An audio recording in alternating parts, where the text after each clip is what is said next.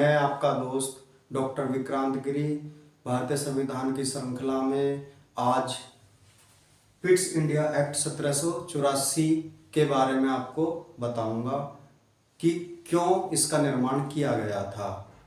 Regulating act जो कि 1773 में आया था की कमियों को दूर करने के लिए 1784 में पिट्स इंडिया एक्ट लाया गया था। इस एक्ट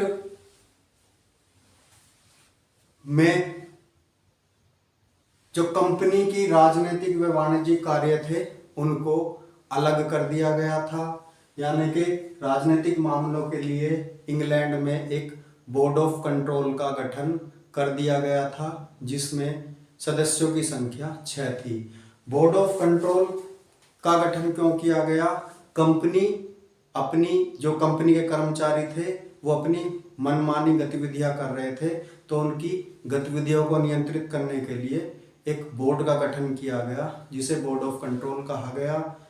ये क्वेश्चन बहुत सारी परीक्षाओं में पूछा गया है, ठीक है। इसके बाद जबकि निदेशक मंडल जिसे कोर्ट ऑफ डायरेक्टर्स कहा जाता था, ये कंपनी के व्यापारिक कार्य देखते थे, तो दोनों के कार्यों को अलग अलग कर दिया गया था, बोर्ड ऑफ कंट्रोल के और बोर्ड ऑफ डायरेक्टर्स के, ठीक है। अब बात आती है, इस अधिनियम ने द्वैध शासन व्यवस्था को प्रारंभ कर दिया था, यानी कि जब इनके कार्य अलग अलग हो गए थे तो द्वैध शासन व्यवस्था प्रारंभ हो गया था। द्वैध शासन जिसे इंग्लिश में डायरकी सिस्टम बोला जाता है, द्वैध शासन व्यवस्था के जनक लियोनियल कर्टियस को कहा जाता है, जिन्होंने डायरकी नाम से एक पुस्तक भी लिखी है जिसमें द्वैध शासन व्यवस्था के बारे में उन्होंने काफी विस्तार से वर्णन किया है।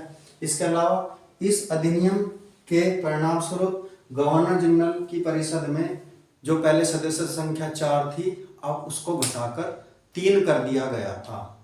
तो अगर ये हमारी जानकारी आपको पसंद आ रही है तो मेरे channel knowledge research centre doctor Vikrant Giri को सब्सक्राइब करें, लाइक करें, कमेंट करें और शेयर करें, जिससे हम अच्छे से अच्छी जानकारी आपको प्रदान कर सकें। धन्यवाद।